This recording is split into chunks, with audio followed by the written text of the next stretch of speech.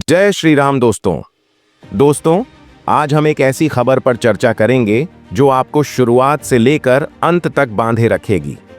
ये कहानी है भारत, रशिया और अमेरिका के बीच उस ओनएल व्यापार की जो न सिर्फ देशों के रिश्तों को बल्कि पूरी दुनिया की राजनीति को हिला रहा है। क्या आप जानते हैं, हाल ही में ऐसा कुछ हुआ है जिसने अमेरिका के सख्त फैसलों को भी सीधी चुनौती दी है, और इसमें भारत ने ऐसा कदम उठाया है जो शायद आप उम्मीद भी नहीं कर सकते। तो चलिए शुरुआत करते हैं उस पल से जब रशिया और यूक्रेन के युद्ध ने दुनिया को झकझोर दिया। यूरोपियन यूनियन ने रशिया पर सैंक्शंस लगाना शुरू किया, लेकिन रशिया ने इसका जवाब अपने तरीके से दिया। उसने अपने सबसे बड़े ग्राहकों भारत और चीन को सस्ता तेल देना शुरू कर दिया।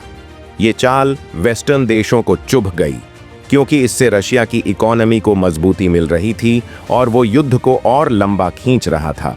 अमेरिका और यूरोप ने फिर से कड़े कदम उठाए और अब की बार उन्होंने भारत और रशिया के बीच ऑनएल व्यापार को सीधे टारगेट किया। यहां तक कि इंश्योरेंस कंपनियों पर भी सैंक्शंस लगाए गए ताकि रशियन टैंकर आसानी से भारत तक न पहुंच सके। अब आपको लग रहा होगा कि मामला यहीं खत्म हो गया होगा, लेकिन नहीं।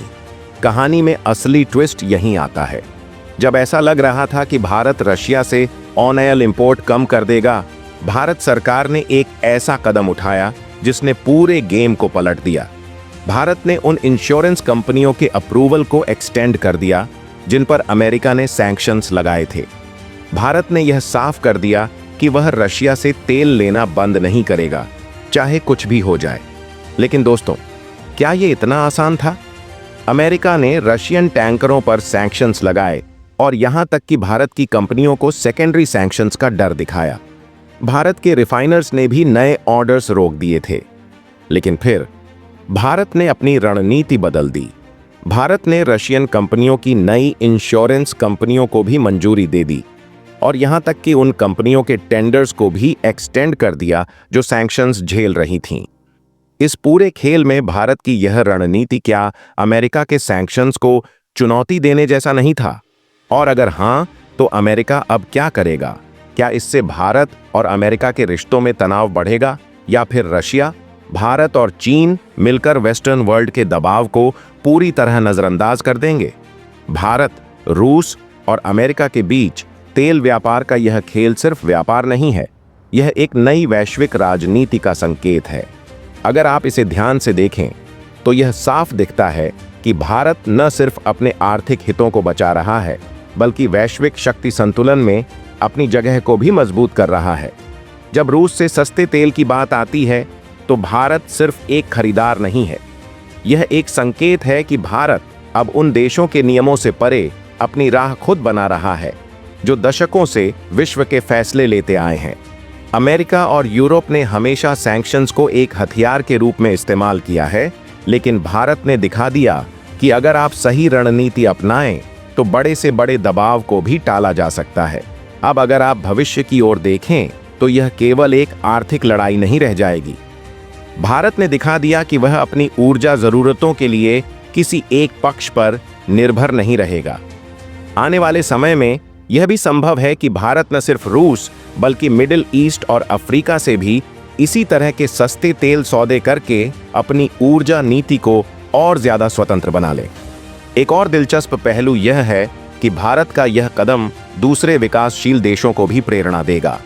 यह संदेश जाएगा कि छोटे और मध्यम देश भी बड़े देशों के दबाव को झेल सकते हैं, बशर्ते उनकी नीतियां स्पष्ट और मजबूत हों। लेकिन सबसे बड़ा सवाल यह है कि अमेरिका कैसे प्रतिक्रिया देगा। हो सकता है कि वह भारत पर सीधा दबाव डालने के बजाय उसे दूसरे तरीकों से मनाने की कोशिश करे। इसमें व्यापार समझौते, रक्षा साझेदारी और तकनीकी निवेश जैसे पहल शामिल हो सकते हैं। लेकिन अगर भारत ने अपने स्टैंड को और मजबूत किया तो यह खेल सिर्फ भारत और अमेरिका तक सीमित नहीं रहेगा। यह पूरी दुनिया को दिखाएगा कि बहुध्रुवीय दुनिया का दौर आ चुका है, जहां हर देश अपनी शर्तों पर फैसले करेगा। भविष्य में यह तेल व्यापार केवल ऊर्जा आपूर्ति का मुद्दा नहीं रहेगा, यह एक वैश्विक शक्ति संघर्ष का महत्वपूर्ण हिस्सा बन जाएगा। भारत का रूस से तेल खरीदना न केवल उसकी आर्थिक जरूरतों को पूरा करेगा, बल्कि दुनिया को यह भी दिखाएगा कि शक्ति संतुलन अब पश्चिमी देशों के हाथ में नहीं रहेगा। आने वाले समय में भारत एक वैश्विक ऊर्जा केंद्र के रूप में उभर सकता है, जहां वह सिर्फ एक उपभोक्ता नहीं बल्कि एक वैश्विक आपूर्ति चेन में मध्यस्थ की भूमिका निभा सकता है। भारत रूस से सस्ता तेल खरीदकर उसे रिफाइन करेगा और फिर अन्य देशों को निर्यात कर सकता है। इससे भारत की अर्थव्यवस्था को न केवल ऊर्जा क्षेत्र में मजबूती मिलेगी, बल्कि वह व्यापारिक साझेदारी में एक महत्वपूर्ण खिलाड़ी बन जाएगा। दूसरी ओर अमेरिका और यूरोप जैसे देश भारत की इस रणनीति को हल्के में नहीं लेंगे। वे अपनी भू राजनीतिक पकड़ को बनाए रखने के लिए कूटनीतिक दांवपेंच बढ़ा सकते हैं, लेकिन भारत के लिए यह एक अवसर होगा कि वह इन देशों के साथ अपनी शर्तों पर समझौते करे, जैसे तकनीकी साझेदारी और रक्षा क्षेत्र में सहयोग। इसके अलावा अगर भारत का यह मॉडल सफल रहता है तो यह अन्य विकासशील देशों के लिए एक उदाहरण बनेगा। कई देश अपनी ऊर्जा जरूरतों के लिए पश्चिमी देशों पर निर्भरता कम करने की कोशिश करेंगे और अपने लिए नए आपूर्तिकर्ता तलाशेंगे। यह पश्चिमी वर्चस्व वाले वैश्विक बाजार को कमजोर कर सकता है और नई ऊर्जा साझेदारियों का निर्माण कर सकता है। सबसे बड़ा परिवर्तन यह होगा कि ऊर्जा व्यापार केवल आर्थिक नीति का हिस्सा नहीं रहेगा, बल्कि देशों के राजनीतिक और सामरिक संबंधों का केंद्र बिंदु बन जाएगा। भारत, रूस और अमेरिका के बीच यह संघर्ष एक नए विश्व क्रम की नींव रख सकता है, जहां ताकत का बंटवारा अधिक व्यापक और संतुलित होगा। भविष्य में भारत और रूस के बीच ऊर्जा सहयोग के कारण कई अनूठे पहलू उभर सकते हैं, जो न केवल आर्थिक बल्कि सांस्कृतिक, तकनीकी और सामरिक दृष्टि से भी महत्वपूर्ण होंगे। भारत का सस्ता रूसी तेल खरीदना केवल आर्थिक बचत तक सीमित नहीं रहेगा, यह वैश्विक मंच पर भारत की ऊर्जा कूटनीति को एक नया स्वरूप देगा। भारत रूस के साथ अपने रिश्तों का इस्तेमाल अन्य ऊर्जा उत्पादक देशों जैसे ईरान और मध्य एशियाई देशों के साथ मजबूत संबंध बनाने में करेगा। यह उन देशों के लिए प्रेरणा बनेगा जो पश्चिमी प्रतिबंधों के कारण अलग थलग पड़ गए हैं। भारत भविष्य में एक ऊर्जा भंडारण और वितरण केंद्र बन सकता है।